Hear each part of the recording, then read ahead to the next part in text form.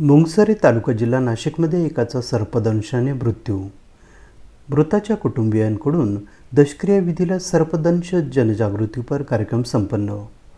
सर्पमित्र वनविभागाचे अधिकारी कर्मचारी यांनी केले उपयुक्त मार्गदर्शन. विषारी सर्प आणि वन्य प्राण्यांपासून बचावासाठी केले प्रबोधन. सामाजिक उपक्रमाचे गावकऱ्यांकडून उत्स्फूर्त स्वागत. सर्पदंश होऊन मृत्यू झालेल्या व्यक्तीच्या कुटुंबियाकडून समाजाचे प्रबोधन होण्यासाठी शून्य सर्पदंश जनजागृती कार्यक्रमाचे आयोजन करण्यात आले होते. गुरुवार दिनांक 25 एप्रिल रोजी मुंगसरे तालुका जिल्हा नाशिक येथील रहिवासी संतोष मोतीराम फडोळ वय वर्ष 43 हे शेतातील घराजवळ रात्रीच्या जेवणानंतर शतपावली करत असताना लघुशंकेसाठी बाजूला उभे राहिले असता त्यांचा चुकून सापावर पाऊल पडल्याने सापाने त्यांच्या पायाला चावा घेतला. अचानकपणे झालेल्या सर्पदंशाने संतोषांना भोवळ आली व ते खाली पडले.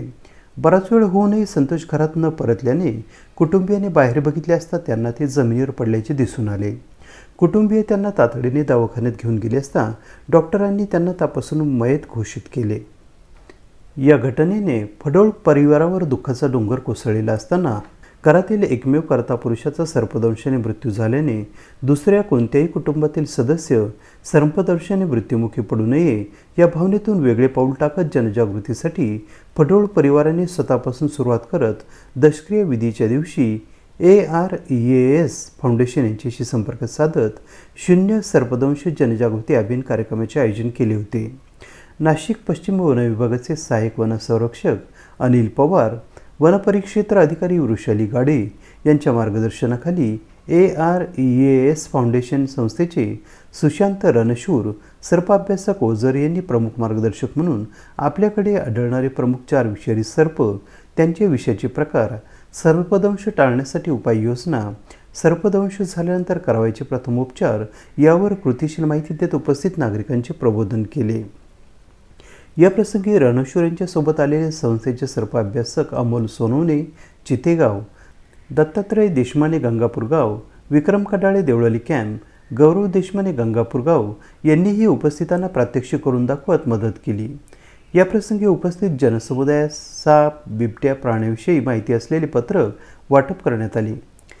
कार्यक्रम यशस्वीरित्या पार पाडण्यासाठी सामाजिक कार्यकर्ते साहेबराव म्हैसदुने, ॲडव्होकेट जगदीश शिंदे, किरण फडोळ, कैलास मटाले, बापूशेठ भोर, ओमकार म्हैसदुने, दीपक कडाळे, दीपक भोर, भाऊसाहेब म्हैसदुने, शिवाजी भोर, ॲडव्होकेट संदीप शिंदे, सचिन म्हैसदुने, शरद नाना उगले, गुलाब म्हैसदुने, दीपक म्हैसदुने यांनी मोलाचे सहकार्य केले. नाशिकचे माजी महापौर दशरथ पाटील व माजी पंचायत समिती सभापती विष्णुपंत म्हैसदुने यांनी श्रद्धांजलीपर मनोगत व्यक्त करताना शून्य सर्पदंश अभियान कार्यक्रमाची प्रशंसा करत उपस्थित शेतकरी व स्तरातील नागरिकांना कार्यक्रमात मिळालेल्या माहितीचा आपल्या दैनंदिन जीवनात वापर करण्याची विनंती केली. तसेच प्रवचनकार हरिभक्तपरायण रामनाथ महाराज धोंगडे दुगाव यांनी सुद्धा सर्पमित्रांच्या समाज प्रबोधनाच्या संकल्पनेचे कौतुक करत समाजाला अशा कार्यक्रमांची नितांत गरज असल्याची बाब या प्रसंगी उपस्थित असलेल्या जनसमुदायासमोर मांडली. या कार्यक्रमाविषयी प्रतिक्रिया देताना मुंगसरे गावचे सरपंच रामदास बाळासाहेब उगले म्हणाले, सर्पदंशाने मृत्यू होणे ही अत्यंत दुर्दैवी घटना आमच्या गावात प्रथमच घडली असून यापुढे अशा घटना टाळण्यासाठी आम्ही प्रयत्नांची पराकाष्ठा करून गावातील किंवा पंचक्रोशीतील एकही व्यक्तीवर असा प्रसंग ओढवू नये यासाठी प्रयत्न करणार आहोत.